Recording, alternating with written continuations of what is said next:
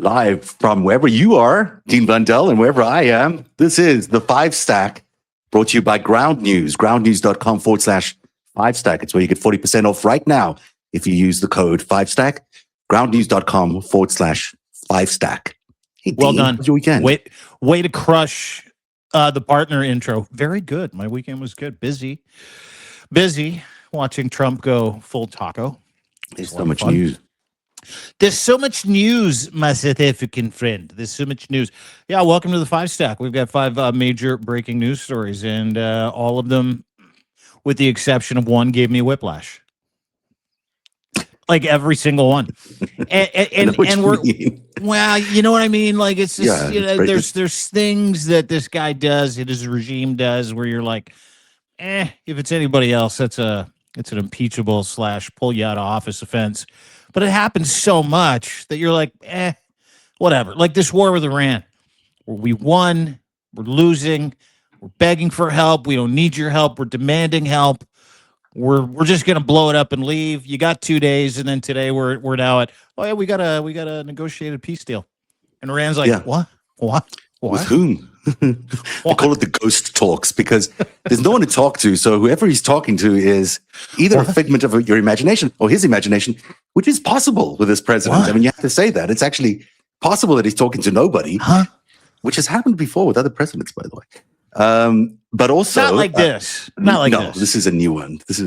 I guess, I get object permanence. A lot of people would be there. I still have a conversation with my dad sometimes. He's kind of always there. He passed away several years ago, so I'll have these little mini conversations with my dad.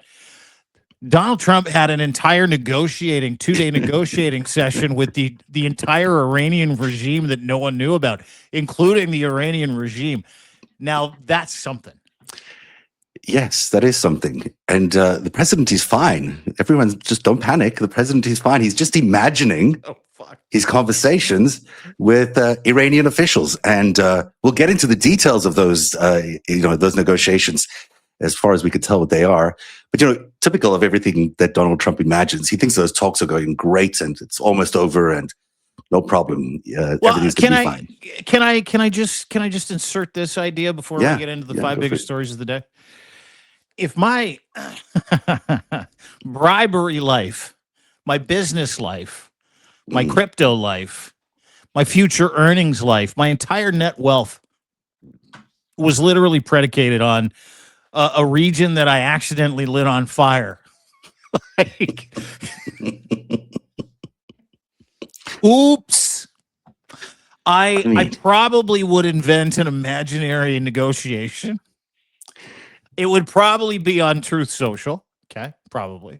Yeah. It's okay, everybody. Don't worry about it. It's all good. Go back to the gas will come down. And you're good. I had this conversation.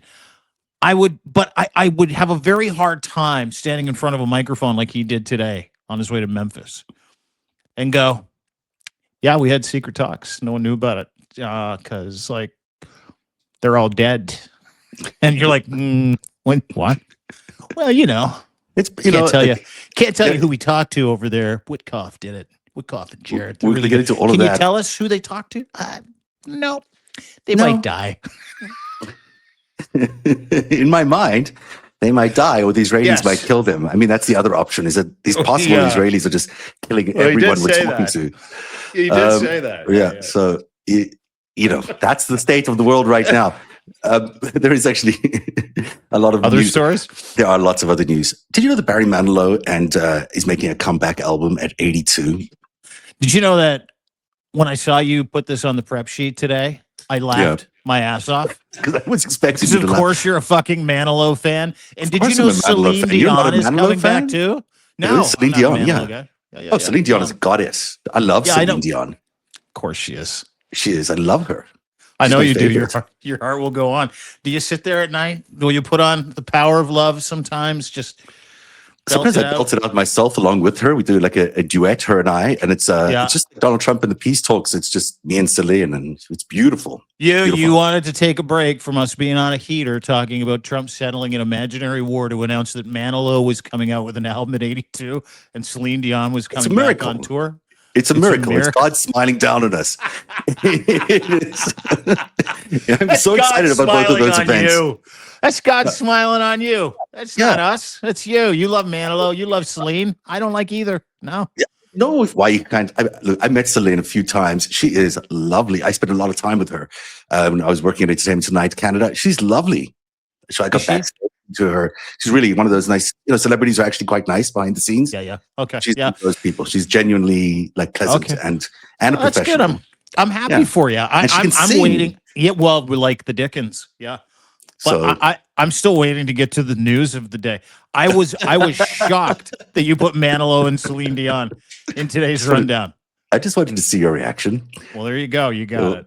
Okay, we'll get to the number 5 story, which is actually breaking news right now. Of course, it's a very serious story. We're starting off with breaking news out of New York.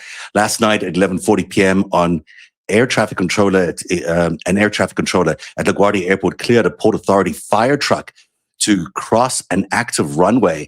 Then he tried to take it back. He screamed, "Stop," at least 10 times, but it was too late. Air Canada Express flight 8646, a CRJ 900, coming in from Montreal at 150 miles per hour, slammed into the fire truck on runway 4. It's the first fatal accident at LaGuardia since 1992. There's lots of interesting new developments in that story. Both pilots, as you might have known already, have been killed. They died instantly. 41 passengers and a crew were hospitalized. 9 still in hospital. Some are seriously injured. Now, a flight attendant, Solange Tremblay, was ejected from the aircraft while still strapped to her seat. She was thrown dozens of feet outside the plane. Broken leg, needs surgery, and her daughter told the Quebec broadcaster, "It's nothing short of a miracle. She really does have a guardian angel." It is a remarkable survival story, and that's of course the story you're looking at in the banner there. But it's we'll play the audio in a second. But I know you've got so much details around what happened. It's all on deanblundell.substack.com. So catch us up on this harrowing flight. These Canadians who had to endure this flight all the way to LaGuardia, and then of course with TSA troubles down there. This crash landing. It was an Air Canada flight, CRJ 900s, kind of their smaller jets. They're two rows on either side. It's a passenger jet usually used for domestic and short haul travel in the United States and here in Canada. Left Montreal, landed at LaGuardia on runway 4, doing, as you said, 130 to 150 miles per hour. At the time, this fire truck was being asked to respond to another emergency on the other side of this runway. It was a Delta flight that reported noxious fumes and smoke. And so air traffic controller said, you guys go run across this runway.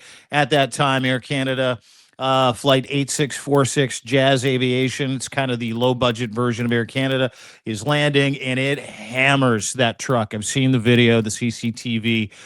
It's what you think it would be when you see the entire nose and cockpit sheared off of a jet like that. It was a very fucking serious impact. The 2 gentlemen that were in the actual fire truck are in the hospital. They are in stable condition. They seem to be okay, but as you pointed out, the damage was done. 72 passengers, 4 crew aboard, 60 were transported to hospital, 9 remain with serious injuries. The Air Canada flight was landing on runway 4, as we said. You heard the guy scream, "Stop, stop, stop." We're going to get that in just a second. Poor guy's got to live with this for the rest of his life. After the crash, the controller said 3 words: "I messed up."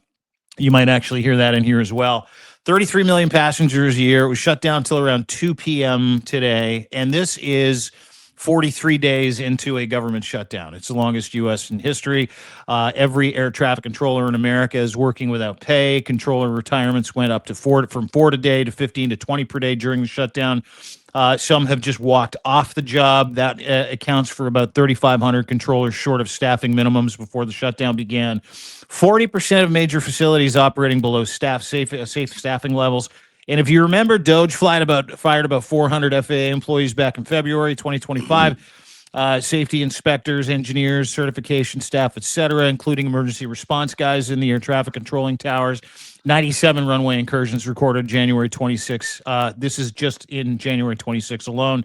January 2025, you remember, the 67 people died when that Army helicopter hit American Airlines near the Reagan International Airport. This is a culmination of not having staff to respond properly to two simultaneous emergencies. One emergency he was being asked to follow up on. There's another emergency, so they just send this fire truck across a runway that's active. Boom, you've got your accident. There should be one air traffic controller per critical emergency at every airport, depending on what's going on, specifically when it comes to bringing airplanes into a landing position or into a taking off position, et cetera, et cetera. So it is Trump's America. And now we have two dead Air Canada pilots. We have several Canadians who are still in the hospital. We have a bunch of people who aren't coming home, the same way that they left. And like I said, the two pilots who passed away. And then, of course, this flight attendant who, not as you pointed out, nothing short of a miracle, ejected in her seat. These are some of the more fantastic stories, but you always want to dig down into what the actual impetus for this was. And it's the fact that they're 40% below their staffing levels at LaGuardia Airport. They don't have people. Air traffic controllers are not responding. They're not coming to work. They have to go get other jobs because they have not been paid in 43 days. Yeah, that is a very important context to add to the story. Already, travelers at LaGuardia endured hours of waiting in line and security entries.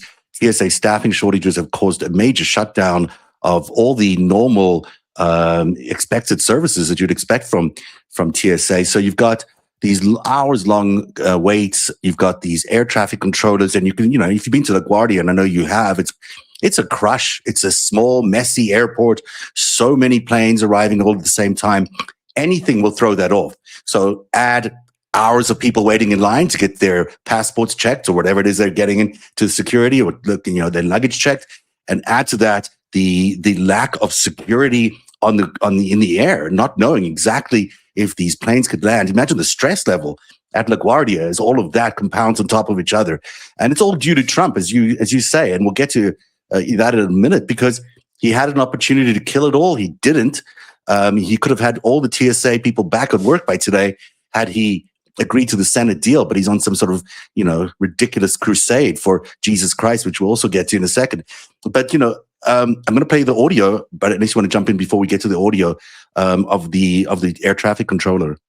No, I can't imagine living. Like, if you hear the audio, you can hear the panic in this guy's voice. He knows what's going to happen. And if you've seen the accompanying video, you know how stressful this has got to be for this dude, who will probably never work again. I mean, aside from getting fired, you just can't do this kind of thing as an air traffic controller. But living with the idea that you just caused this because you're tired, because you're underpaid, you're working without actually getting paid, and you're showing up. I mean, I could not imagine a fate worse than death for this poor guy. Anyway, let's have a listen. Yeah. Service flying to you now. Is the runway closed? Del 2603, go around. Runway heading 2000. Righty 2000, go around. Del 2603. Tower. Truck through 2, runway 4 is closed, correct? Yes. Go on to runway 4 now. Proceed on runway 4. You have access. Frontier 4195. I got the word that we're going to be closed for a little while. If you want to prepare to return to the ramp, let me know. Yeah, we got stuff in progress for that, man. That wasn't good to watch. Yeah, I know. I was here. I tried to reach out to my stuff, and we were dealing with an emergency earlier, and I messed up. No, man, you did the best you could. This clip not in real time. That's not the. That's actually not the main clip, but it's interesting on its own. That's the clip that contains the "we messed up" piece of it, which is so, telling that they were able to admit that. I mean, that is a remarkable thing. You'd never get the president admitting that he's done anything wrong.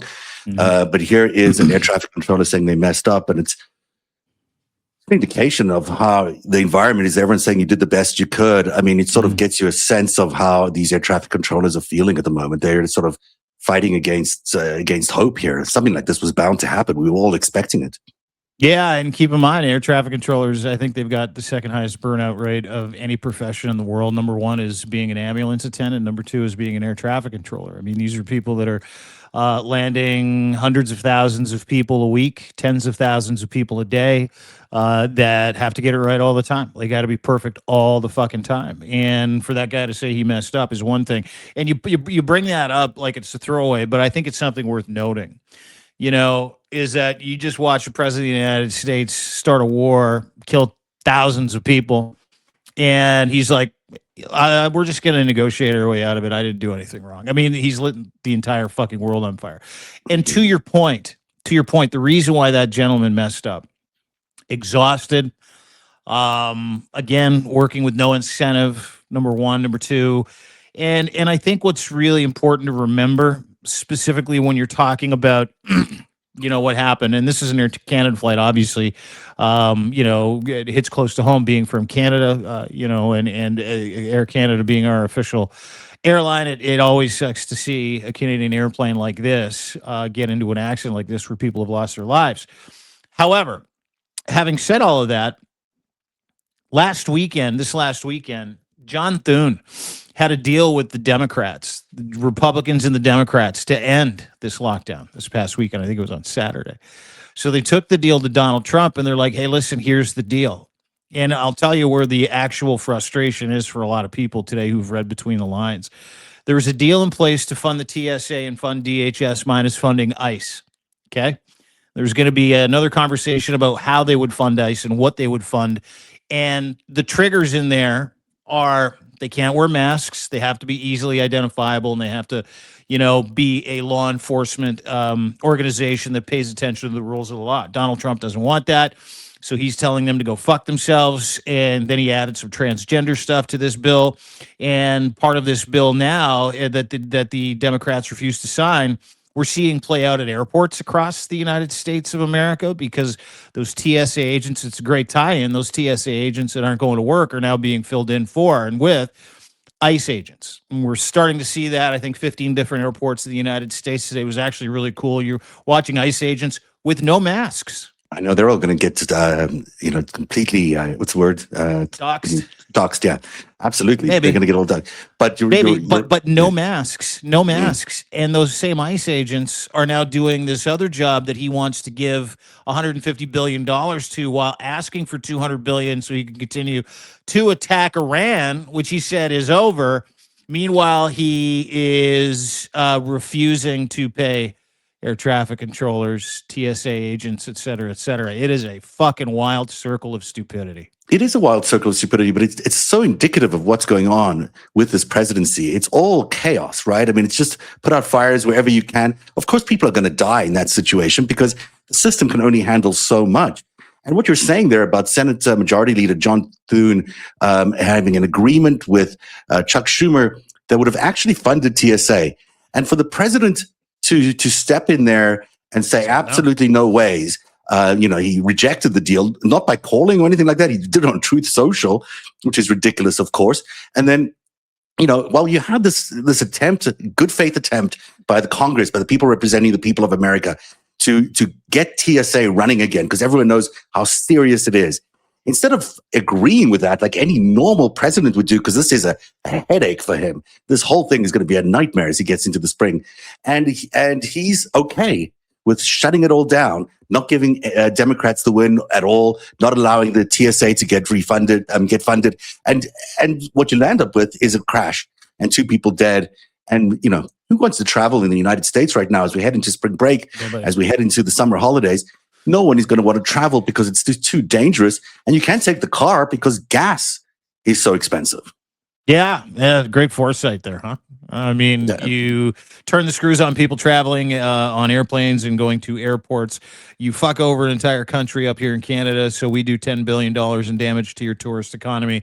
And then you understaff your airports. And at LaGuardia, you crash an Air Canada Jazz aviation plane, and people die, and now no one's going to travel. And that was what I put in my post today. I'm like, you don't travel to the United States, it's not worth it. And I had a conversation with Steve Schmidt about this today, and we were talking about his travel, and he's like, yeah, there's just, I know how to manage an airport, but at the same time, it's like, it's egregious.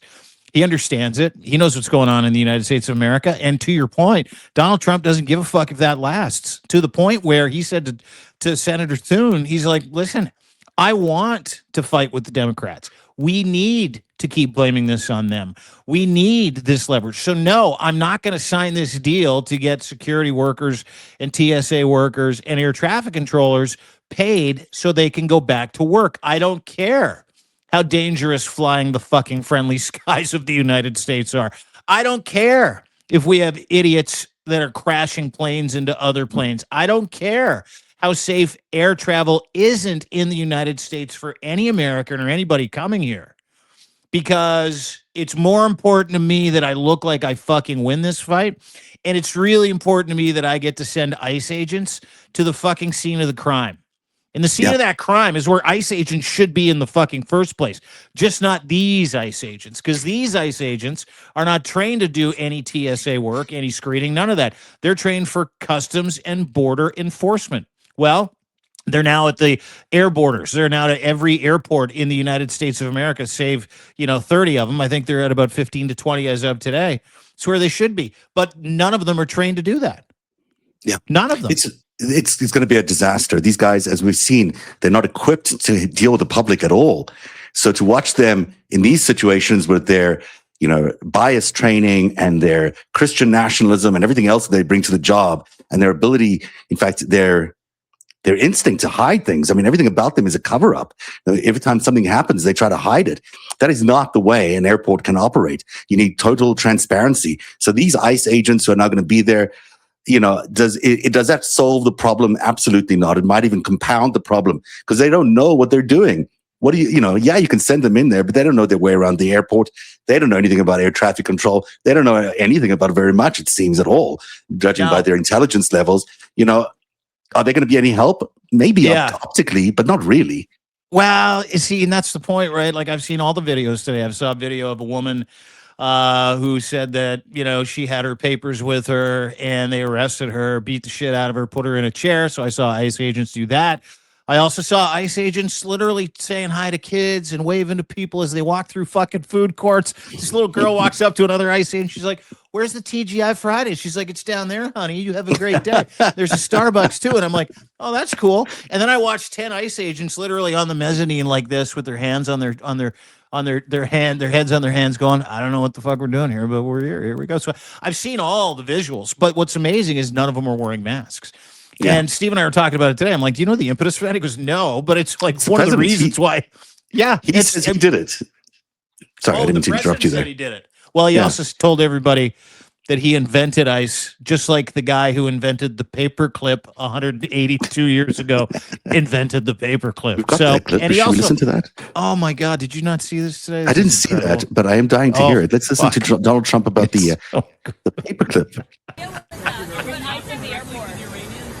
We're dealing really mine. That was mine. That was like the paperclip. You know the story of the paperclip? 182 years ago, a man discovered the paperclip. It was so simple. And everybody that looked at it say, "Why didn't I think of that?" ICE was my idea. I think you like the paperclip. I invented ICE. She asked whose idea was to put him at the airport. He's like, "Me." Then he goes into this fucking like crazy dementia diatribe. He's like, "You ever hear of the paperclip?" He said it's like the story of the paperclip. He didn't say it is the story of the paperclip. But here's the thing. It's not like the story of the paperclip. And the story of the paperclip, I hate to tell you, is only 157 years old. It's not 182 years old. So he was wrong off the top. Sorry, 159 just rounding up a little. Samuel Fay invented the paperclip, and it was by accident and not Donald Trump. And he also did invent ICE. That was invented 23 years ago by George Bush, if you remember that correctly. So there you go. They said really George Bush did that? I didn't know that. Yep. I am trying to get into this other story that I won't really want to play, but I'm gonna jump to number 2. We'll get back to number 3. This was actually going to be number 4. This one we had now. But it's a bit back and forth today. And back and forth. We can do it. So let's get into SCOTUS next, which is actually story number. Let's just call it story number 3. That's what it says here. Sure. So it was very important meeting today, hearing today at the Supreme Court. It's not Congress. The Supreme Court heard oral arguments today in a case that could eliminate mail-in ballot grace periods in 18 states and territories, just in time for the November midterms. Now, they've had the hearings today. It's really interesting conversation if you or cross-examination if you're into that kind of stuff.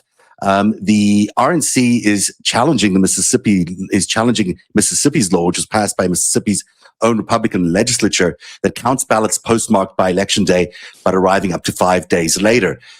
Only 3 liberal justices appeared sympathetic to Mississippi's position, which means, we could see that this may actually succeed, and that the ability to do mail-in voting and it being counted after Election Day could be cut back. I'm going to play you some clips from the New York Times from the hearings, but go ahead if you want to say anything first about this, and then we'll jump into the rest of it. No, I want to get into these clips, but I also want everybody to remember that this is part of the SAVE Act, right? And the SAVE Act is just this enormous go fuck yourself. We don't want you voting.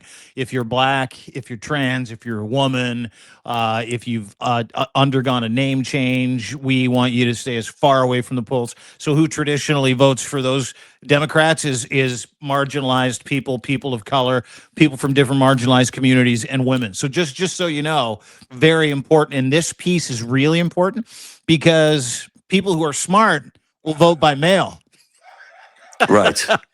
And the reason why I'm bringing that up, and the people who are smart, generally speaking, don't vote for fascist assholes. They can read between the lines. They don't believe in populism. So this is absolutely a really important strategy, and he's found a willing conversation in the Supreme Court. Let's play these clips, and then we can kind of get into it if you can. And it won't let me play them. How's that? What? I don't know. We need a producer. We need a real guy who knows how to do these things. I don't mind pretending, but I am not a producer. So I'm going to try to get these for you guys because I really want you to hear them. And you're not hearing any of this, right? Nothing. No. Okay, we'll get back to it in a second.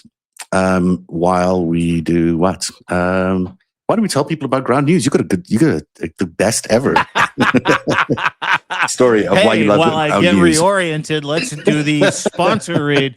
Ladies and gentlemen, this is brought to you by this jump around fucking FiveStack is brought to you by our friends over at Ground News. groundnews.com/FiveStack. You can hear my dog barking in the back. She's really excited for you because you're going to get 40% off having your very own news Sherpa. Your very own news Sherpa. What does that mean? What does Ground News do that others don't? They don't tell you the story they want you to read. They give you the story, and they'll tell you who's reading it, who isn't reading it, why they're reading it, and what side of the equation. Are they left? Are they right? Are they centrist? Are they progressive?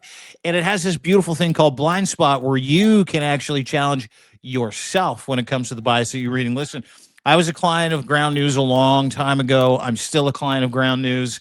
I still pay for the service for the same reason you're going to get the service, because someone gave me 40% off with a promo code about a year and a half ago. And I was so excited to use these guys. They make my life so much easier. Everything that I do at Substack, deanblundell.substack.com, is powered by our friends over at Ground News. So if you go to groundnews.com/FiveStack, again, groundnews.com/FiveStack, you can be powered by them and feel really good about the information you take in and the conversations that you have, which is so important today. You don't want to be one of those disinformation guys at the party going, oh, yeah, well, I heard this from these guys. No. You can point to Ground News. You don't have to these guys anything. You don't have to my uncle something, or I overheard, or I seen. That's one of my favorite things. I seen it on the news. No, you didn't see nothing. You can go to groundnews.com/FiveStack. 40% off your annual subscriptions. Trust me, you will love them as much as I do. And you're welcome from your friends at FiveStack and groundnews.com. That was really good. You're welcome. Excellent. Did I give you enough time? You gave me enough time. I still couldn't solve the problem because I was so enchanted by everything you were saying that I just didn't. But I am thrilled that you shared that with us because no one could do it better than you. That was really good. It's true. Let's get into number 2 then, and then we'll get to some of this other clips later on as we get there.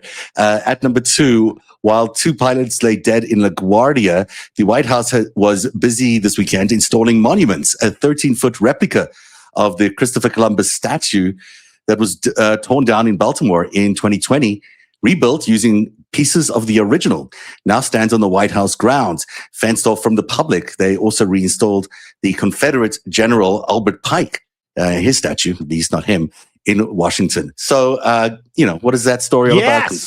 Confederation Yes. And colonialism and white nationalism and yay, Columbus. Yay! All that herpes and syphilis you brought over from Spain. Thanks, Chris, you prick. This is one of those conversations I actually enjoy having with people when we start talking about tearing down statues, right? I love progress, But America was kind of lied to when you were told that in 1492, Christopher Columbus sailed the ocean blue. He was the first person here. It's the greatest. No. Yes, he came over. But let me explain something. A lot of Americans say, you were lied to. Huh? The Vikings were here first. Some would say the Romans were here first. A lot of people say the Knights Templar were here first. A lot of people say that the French were here first. However, here's no, this I don't know about the Knights Templar, but that's interesting. Oh, for sure, Oak Island and Lonzo Meadows up in Nova Scotia, all the way down into Maine and Nantucket. Oh yeah, dude, yeah. Not to mention America's first people. The indigenous people of the United States of America. They definitely were here first. I don't know, a couple 100,000 years. Yeah. Kind of slugging it out while you guys are like, look what we've found. Let's give them all syphilis and kill them with our herpes. That's what they did. That's what Christopher Columbus did, the Spanish Inquisition. And you know what the indigenous people of America did? They killed almost all of them. Yeah. They took them almost all out, and they dispersed and kind of went all over the place. Christopher Columbus was an explorer. He was no fucking hero. However, in the United States of America, specifically Trump's United States of America, I actually applaud the return of the Christopher Columbus statue, because to me, that's truly what America was built on. A lie that you are currently suffering from every day. The flotsam and jetsam of a fake reality that you're the biggest and the best country in the world. Listen, I'm literally watching your leader invent imaginary stories about negotiations with Iranians that haven't happened because he can't stop shooting $4 million missiles at $10,000 drones, and he's out of ammo because he's a terrible fucking leader. Your economy is in the fucking toilet. Have you looked at the stock market? We're only allowed to talk about Epstein if the Dow is below 50,000, according to Pam Bondi. Well, guess what? We're firmly in Jeffrey Epstein conversation territory. The United States of America is over. But it was over when they decided, like, listen, let's get rid of all the indigenous people's history. Let's get rid of all the other history. Christopher Columbus, that's our new origin story. He's a great guy, right? Someone in the corner is like, I don't know. He killed and enslaved a lot of indigenous people and introduced STDs and STIs to an entire population. Do we want to reward that? Trump's like, you're goddamn right we do. Huh? West Mall, right in the White House lawn. Can I agree with some of that, which is, important. I think that Columbus statue I don't think we should be tearing down statues unless they really, really are like awful. I mean, in most cases, history is not quite about the way things are now. Like if it's a Jeffrey Dahmer statue? I don't think, and it's Jeffrey Dahmer. No, we don't want that. But Christopher Columbus, he did actually do something remarkable for the world, and you might disagree with it, but he did do something for the time. He got his statue up, and he deserved to have it up probably at the time. If we cut down everything that happened in history because it's not the same as we are right now, we'll have no history books. We'll have nothing to go back to. So I completely agree. We're doing the same thing here in Canada. We got rid of these Sir John A. Macdonald statues. Yeah. We got rid of like the Ryerson statue. We got rid of the like Seneca statues here in and I'm like, what the fuck are we doing? Why are we doing this? Like, why aren't we keeping those there as a reminder of the progress that we've all made? Yeah. Like that person had a role to play. I mean, the Arc de Triomphe in France, you know who built that, right? Napoleon, world-class asshole. And after Napoleon was done, they're like, let's keep it up. This was part of our history as well. Kind of pretty. Also. And it's really fucking cool and big. I've been in it. It's really awesome. Yeah. And I had to take the stairs, by the way, folks. That's the shitty part. Arc de Triomphe, you got to take all the way inside. Yeah, and I vomited when I got to the top. My girlfriend's like, you okay? I'm like, not so much. All over Napoleon's artwork there. That's good. I left a little bit of myself. But to your point, and I completely agree, I just think that Donald Trump isn't doing this to pay homage to the incredible story of America. He's doing this to rewrite history and force his version of history as opposed to any other version of U.S. history. And that's the shitty part. He's only interested in white history. If the person is white, then they'll, listen, I have a smidgen of sympathy for that rewriting part. Like, I don't think we should be wiping out the history of white Americans. They've done an incredible amount of things in the world, and a lot of progress around the world has been due to America. I'm going to just disagree with one other thing you said. America is a great country. America is the most incredible country, and its foundations are built on the best values you can possibly imagine. The idea that, government is for the people, by the people. This is the nicest thing you could possibly imagine.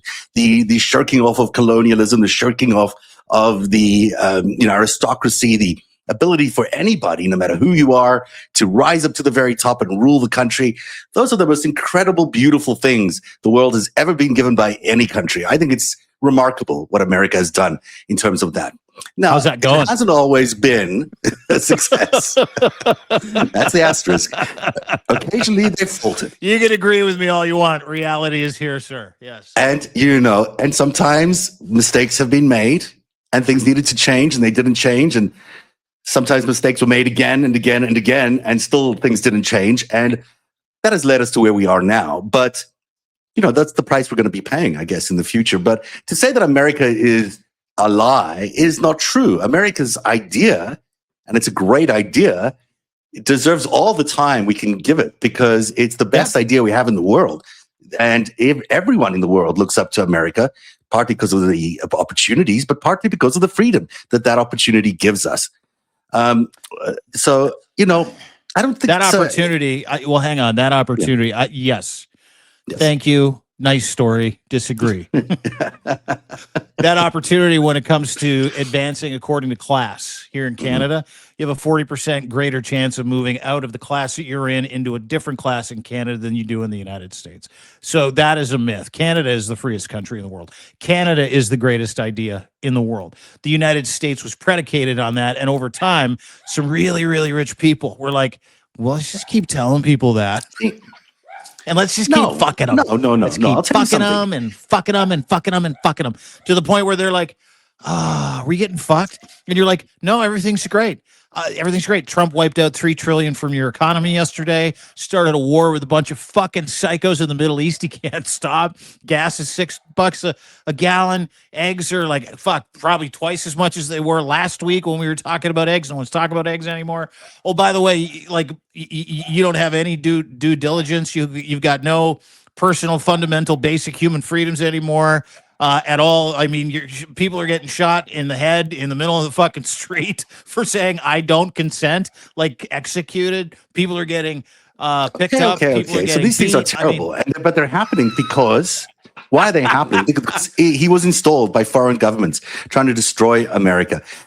But that is the land that made that all fucking possible, and it is all through to say greed. That Canada is somehow the best country in the world because it is. It's achieved these data entry points, and you can say these are successful things. That isn't necessarily true because, firstly, they did it on the back of America. America's success, it's really easy to be as successful as Canada is if you've got America to yourself, this booming economy that you could be their number one trading partner with and, basically survive just by giving a discount on the dollar. It's easy to be, we can be the smarter, more cool people because we don't have to build weapons because America builds all our weapons and America can protect us. You do know why that is the case, though, right? You do know I know why. that the Americans wanted it to be the case, but it turned out to be a good deal for a while. It's a terrible deal. Canadians. Look at us now. It's a fucking awful deal. No. Back in 1959, the United States government saw that we made this thing called the Avro Arrow, the world's greatest supersonic jet fighter, and they're like, by the way, throw that. Throw that fucking thing in the lake right now. We can't let anybody see it. We'll protect you. Don't worry. And you know what Canada did? Which I'm still pissed off about, even though it was born in 73 and this was in 59. We did it. And we fucked ourselves because America's like, don't worry, we'll take care of you. Well, the founding fathers didn't actually plan for Donald Trump to come along and go, I can see everything I can take advantage of here, like it's in binary, like it's the Matrix. And Canada's one of them. So he's driving a bus through that whole fucking, we get nothing from you. We do everything from you. Maybe we'll just let you fight on your own. And I'm like, the fucking Avro Arrow. It's all the Avro Arrow's fault. I've lived in both the United States, I've lived in Canada. And, you can make it more in the United States as an individual than you can in Canada. Canada is grounded by your microphone's off. It's grounded by the ideas of, agreement and community and what's best for the team. As an individual who cares about themselves, more than they do. And I'm not saying I do, but as every individual likes to think about themselves and be selfish. You know, you can't make it as big in Canada as you can in America. I think that's still true because of the nature of the system. Canada's it's because they have 10 times the population families. Of us, yeah, but it's got these families that control everything, and you need their say so. It's very feudalistic in some ways. America, if you've got a good idea, you arrive no matter where you're from. People will hear you out. If you succeed, you'll go all the way to the top. If you fail, they'll kill you. But it's just the nature of the beast there. You know, it's a Shark Tank. That doesn't happen in Canada. You don't necessarily die if you fail, but you actually get promoted. But, you know, in Canada, it's just that kind of vibe. In America, you succeed if you want to succeed. Yeah. And listen, I'll tell you that much is true. That I agree with. In America, they embrace people. They embrace stars. If you can help me get to where I need to go, I'll embrace you. But here in Canada, we don't like big stars. We don't like people that outshine the institutions. We do not like people that outshine the actual brand. And so what happens is when you become bigger than the brand, they're like, oh, no, we don't. In the United States, if they can attach their hook to the comet of your fucking personality, they will. And when that's over, though, you're fucked. Like, you're super fucked. In Canada, they'll be like, yeah, we'll take you back, I guess. But to your point, yeah, red tape, bureaucracy, Canada's shit for that. Like, I'm doing business with some patriots in the United States. Patriots, like real people who fucking hate Donald Trump. It's a long story. I don't need to go into it. But I'm amazed at the speed that they work at. I'm like, oh my, they're like, yeah, let's just do this. Let's just do that. Let's do this. Yeah. Let's do that. Let's do this. That's America. That's what you can do in America. And that's what I love about America.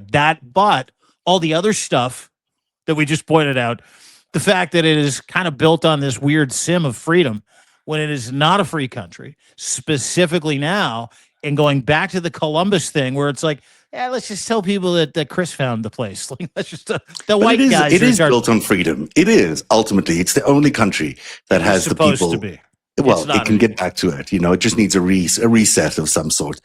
Now, the number 2 story on the countdown, which is again a second number 2 story, getting a bonus here. Here's the Jesus moment from today's event. Donald Trump was at a Tennessee event. I guess he was doing some sort of Tennessee thing with Pam Bondi was there. Pete Hegseth was there. I'm not quite sure what they were addressing. But in the middle of this, he throws this clanger about the SAVE Act, which is the act that is going to transform voting in America going forward if it gets passed by the Senate. And here's what he says to senators, which just blew me away. Oh my gosh, it's not going to play now. I'm going to quit. Here, let's try this. There we go. For 4 years, this guy that should have never been president. So I'm tying Homeland Security into voter identification with picture and proof of citizenship in order to vote. And those 2 items are the most important thing having to do with Homeland Security. So it should be part of the Homeland Security bill. And I'm requesting that the Republican senators do that immediately. You don't have to take a fast vote. Don't worry about Easter going home. In fact, make this one for Jesus, okay? Make this one for Jesus. That's what I tell them. It would be a damn good thing. The most important part of Homeland Security is voter ID and proof of citizenship.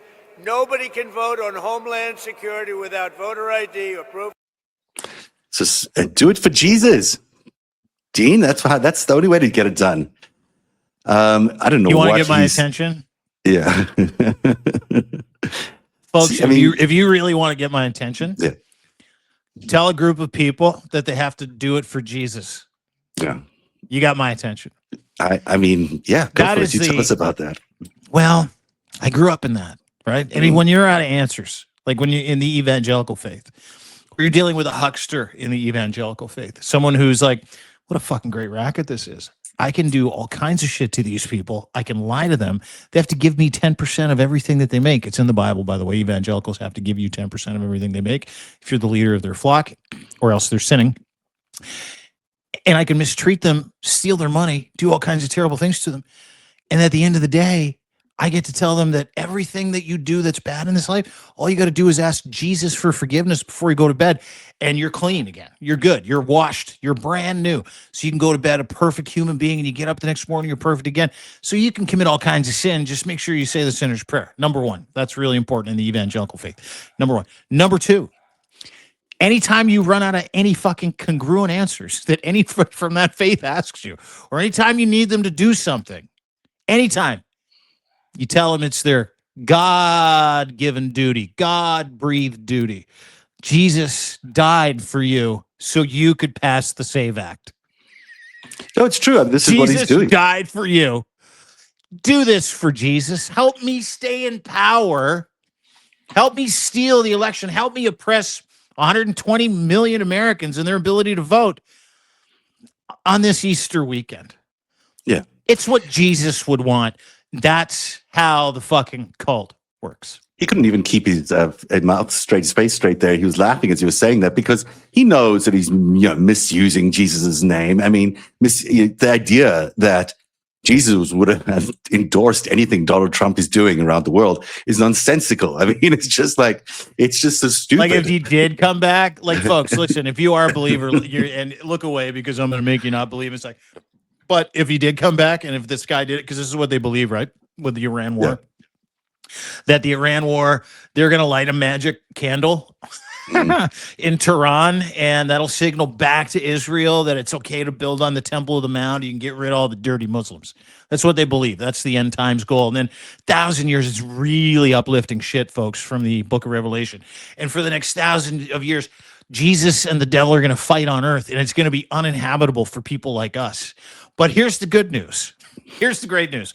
Guys like Trump, or if you voted for Trump or you vote for the SAVE Act, you're going to go to heaven before all hell breaks loose on this earthly fold. So you're going to be cool. Everybody else is deeply and dearly fucked, though. That's really important to remember. You white people, we're going to try to save you. We're going to save you because of Jesus. The rest of you are fucked. You know, this is the last hope and prayer that he has. He has no policy ideas. He has no data on his side. He's got an economy that's tanking. And he's got the number one story in the countdown today, which is all about the Iran war. Clearly the biggest story in the world right now. Trump's 48-hour ultimatum to Iran to reopen the Strait of Hormuz, or they're going to hit this power grid, this massive power grid, expired today. But there were no strikes. Instead of military action, Trump posted about very good and productive conversations with Tehran. A great day. Yeah. Well, did those actually take place? Nobody knows, because the Iranian foreign ministry responded saying there is no dialogue between Tehran and Washington. Amman says it's mediating, but there's no confirmation from either side on specifics. So these are, as best we could tell, either imagined talks in the president's minds, delusions of some sort, or they're secret talks that are taking place that we don't know about. Or, I don't know, maybe they're just ghost talks. We have no other idea of what's going on. We've got two clips to play. You lead us into them. Yeah. First of all, this is awesome. This is the best I've seen Trump. You mean the Jesus moment, wasn't it? I think nope, not even close. And it was fucked. Yeah. Everybody, you remember the timeline, right? Remember the timeline last week? He's like, nobody's coming to help me. Fuck you, you cowards. Fuck the UK. Fuck France. Fuck Canada. Fuck all y'all. I'm going to go it alone. Then he's like, you guys really should come and help, though. Like, super bad, because I'm out of ammo. And then they're like, we'll help when it's over. Like, we'll get safe passage for that's the predication for any allied help. So, like, when you're done dropping your whatever you got left, like, just let us know. Yeah. We'll provide, because we don't want to get shot at in this process, right? We don't want to sacrifice people for your stupid fucking Operation Epstein war. So he's like, you know what? That's not good enough. Fuck you again. So he launches he launches a tweet last week, which was truly incredible, that if Iran doesn't fully open without threat, the Strait of Hormuz within 48 hours, from this exact point in time, United States of America will hit and obliterate, for the sixth time I counted, by the way, that was the sixth obliteration. He likes the word. It's the word. We'll obliterate various power plants, starting with the biggest one first. Thank you for your attention to this matter, President Donald J. Trump. Well, to your point, that time came and went, and this morning he's getting on a flight to, I think it was Memphis, is that correct? Where he just gave that incredible speech about Jesus. Tennessee, yeah. Oh, sweet Jesus. You can do it for Jesus, guys. Pass this for me for Jesus. Fucking wild. Where he puts out this is this morning at 7:23 in the morning. I am, all caps, I am pleased to report the United States of America and the country of Iran have had over the past 2 days very good and productive conversations regarding a complete and total resolution of our hostilities in the Middle East. Based on the tenor and the tone of these in-depth, detailed, and constructive conversations, remember those words, which will continue throughout the week. I've instructed the Department of War to postpone any and all military strikes against the Iranian power plant and energy infrastructure for a 5-day period, subject to the success of the ongoing meetings and discussions. Thank you for your attention to this matter. President Donald J. Trump. Beautiful, tremendous, lovely. He said so it must be true. Except there's a problem. There's a problem. Those talks never happened. Those meetings never took place. There wasn't a phone call. There wasn't a WhatsApp. Not even a fucking email. It's like, hey, dude, you know, get back to me. No, there is a mediation going on, so maybe it's there is now. Yeah, which is the purpose of sending that out. He fucking failed. He backed out. He completely fucking caved. There are 2 clips. I don't know if you have them. Do you have a Trump clip, and then you've got a clip of a military? Hey, I've got the Whitcup one, and then I've got the IRGC guy. IGRC here. This is the best part of the story. Hey. Pepper wants to walk. God, she really does. Anyway, so let me just quickly. Hang on one second, because the story gets really good. You go do that. I'll talk about some other things. It is. Just to be clear, there might be talks going on. We just don't know anything about them. The Iranians might have actually had talks with, and the spokesman for the foreign ministry may not have known that there were talks. It is possible that all of this is going on at the same time, but it's none of that is going on at the same time. None of that is happening at the same time. Here's what's happening in real time. Okay, Donald Trump made the whole fucking thing up because he caved, because people around him were like, if you hammer Iran's energy infrastructure, they're going to hit the desalination plants and you're going to kill millions of people in the Gulf states. That's what they're going to do. And he's like, oh, I know what to do. I'll make up a meeting that never happened. Surrender. So he then, I want you to, because he's asked for details, which is something that this regime is bad with when they lie, because there are no details that come from a lie. So he was asked, like, who led the negotiations? Let's watch this clip. Speaking with Mr. President. A top person. Don't forget, we've wiped out the leadership phase 1, phase 2, and largely phase 3. But we're dealing with the man who I believe is the most respected and the leader. It's a little tough. We've wiped out everybody. Is that the Supreme Leader? No, not the Supreme Leader. We don't. Well, nobody heard of the second Supreme Leader, the Son. We have not heard from the Son. Every once in a while you see a statement made, but we haven't. We don't know if he's living. But the people that seem to be running it, and they seem that based on really fact, because things they've said have taken place. Mr. President, again. Mr. President, I know you've deployed. Because I don't want him to be killed. Okay, I don't want him to be killed. Mr. President, you've deployed. Nobody wants to be that. Nobody wants that job right now. You know, nobody's exactly looking forward to being the head of that particular country. But perhaps we'll be able to solve that problem. Mr. President, Are you enjoying this as much as I am?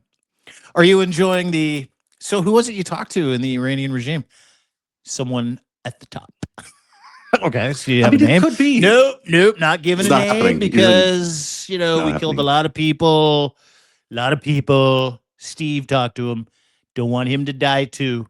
And there was another clip shortly after that. They're like, so you can't give us a name, huh? He's like, yeah, maybe in a couple weeks you'll find out. It is a lie.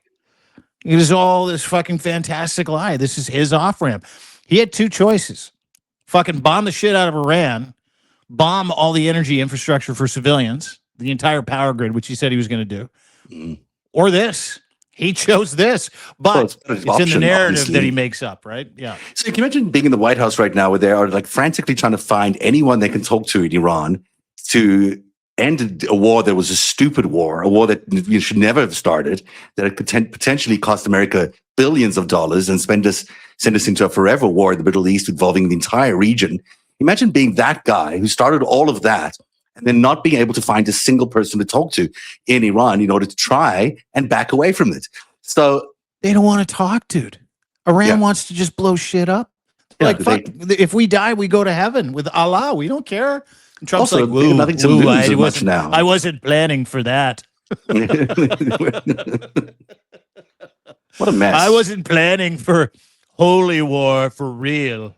And then he's taking a page out of their book today. He's like, guys, do it for Jesus. Look at those psychos over there. And then he sends Witkoff. And Witkoff is a Russian asset at best. He may be a full-on Russian employee for all we know. Witkoff is not the kind of person who's been trusted in previous talks with Iran or anywhere else. He started this war essentially by misquoting the Iranians.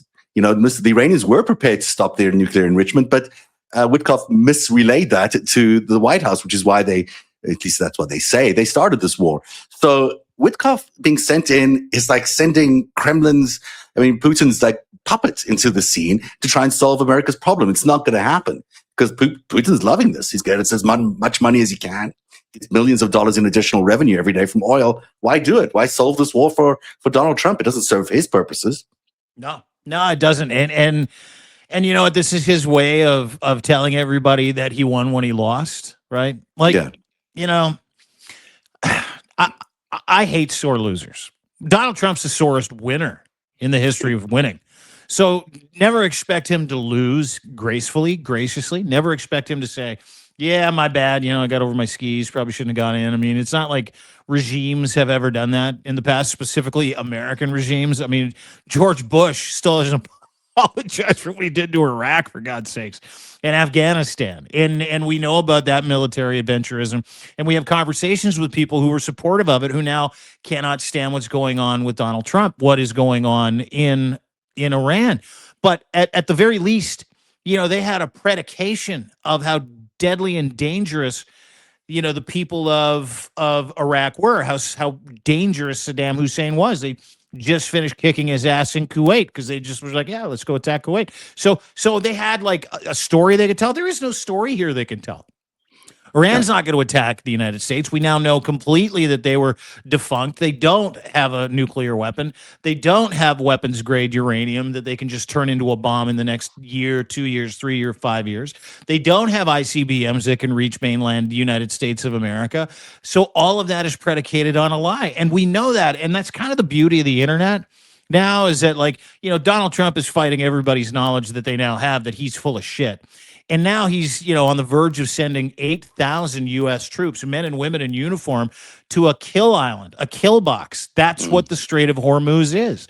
It is set up as an Iranian kill box. Yeah, it's the and most dangerous place on earth right now, without question. And so he had a decision to make, and that decision was, okay, guys, I'm going to invent a fucking great story here that makes me look like I won, and we can slowly withdraw and tell everybody we're negotiating. And after I make this announcement, and it's manifest destiny for guys like him, right? Like guys like him, they'll just engineer this with a true social post, and then all of a sudden the phone starts to pick up because someone in the IGRC is like, oh, I think Trump wants to quit.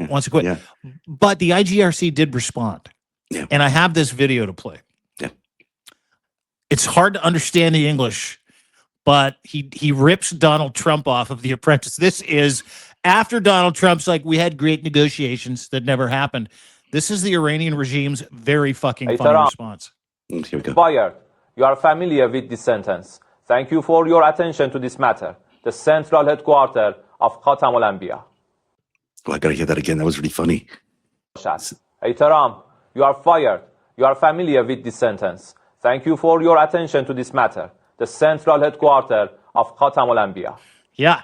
He's like, you're fired, dude. We're coming for you and your family. You can't make this shit up.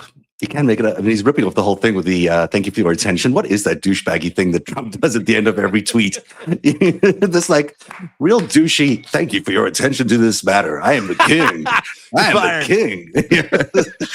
RGC responds, you're fired. Oh. I mean, war is hell, as long as you're not in it. and we can Right. laugh about it when it comes Yeah. to this kind of stuff. And folks, you have to. Like, I mean, you know, we're talking about some serious shit, but the good news is that the emperor has no clothes, no ammunition, and now he's got no desire to fight the Iranians because he knows what he can lose. He must really, really want to keep his hands on that Qatari jet, too. That's all I keep thinking about. He must.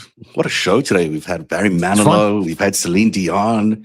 We've had Jesus Christ. Now we have the RGC guy.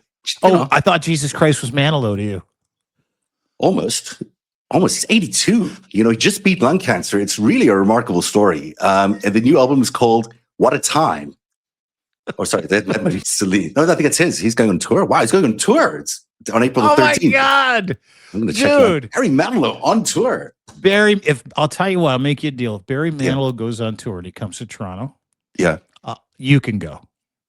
You're not coming with me? Oh. What about Celine Dion? Is she's you'll come with me for that? No. It'll be in the Eiffel Tower on Bastille Day, July 14th. Will be gorgeous.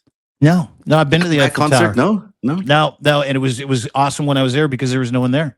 You just walk in, walk up. It's awesome. Celine, At the top. Celine. No Celine. No, too many people. No, can't do it. But have fun. Like I said, if she plays a show in Paris, I'll be have there. a great time. I'll be there. I'll broadcast live from the foot of the Eiffel Tower. Celine Dion. Oh, I can't wait to What a see the beautiful glow on thing. your face. You're What a like, beautiful I saw thing. Manilow and Celine. I can die now. Oh my God, the Grammy duet from heaven would be Manilow, Celine. That would be the best thing in the world. I think we should get that on the agenda. All right. Well, great. Thanks for everything, guys. That was a lot of fun. I had a really great time. This is where my friend Zev and I tend to disagree. Yeah. I still love America, so there you go. I do too. I know you do. I know you do. DeanBundell.substack.com. What a great site it is today, full of lots of information. What do you have for us? Paper clips, Donald Trump. Paper Jesus. clips. You ever hear of the paper clip? We've got Donald Trump's greatest dementia hits from the last couple of days over at DeanBlundell.substack.com. You can check that out. You can also read all about the dereliction of news duty on the Sunday morning show's Dead Air is a new feature. We just did our first podcast with Steve today. We had no idea who was hosting. So it was a bit of a jump around episode, and it was all my fault, not Steve. Steve was great. I sucked. However, next Monday's Dead Air podcast, where we absolutely eviscerate the dereliction of media duty in the United States of America, and it was a dereliction. If your name wasn't Margaret Brennan or who's the other, Kristen Welker, they were great. Oh, you do the whole Sunday talk show circuit. All five of them, yeah. This I love week, that. State of the Union, we did it all. No surprise. Shannon Bream from Fox News, speaking of Jesus, selling her book the entire time, going, everything's possible with God. I swear to God, guys. I'm like, okay, this is a great show. Do it for Jesus, everybody. Do it for Sign Jesus. up to Dean Bundell. Do it. Sign up Substack.com. for Jesus. I wonder if that works. I wonder if it works with it. Do it for Jesus, folks. Everybody. DeanBundell.substack.com. 50% off until the end of this month or something. Yeah. By the way, on narrative.org, narrativ.org tonight at 6 p.m., Lev Parnas and Ellie Leonard are here. We're going to do an Epstein special it's going to blow your mind because in under an hour, if I get it all right, I'm going to be releasing The Greatest Heist, Chapter 9, Book 2, and it is a bombshell. It's actually called The Bomb, and it is mind-blowing. It's all about Howard Lutnick. So if you have a thinking for our Commerce Secretary, you might want to check it out. Maybe you ought to tell him he wants to check it out in about an hour from now on narrative.org. Can't wait. Narrative.org. Get your subscription. Go follow Zev. Same thing with me. If you want to, that's great. Love you all. Thank you for being here. Always a pleasure to have your time today. And we've got thousands of people that show up to this. Thank you, thank you, thank you, thank you. Follow Lev, follow Ellie, follow Zev, follow me, follow everybody. Whatever you do, don't follow Donald Trump, though. That's a bad idea. And just remember, Jesus loves you. Yeah.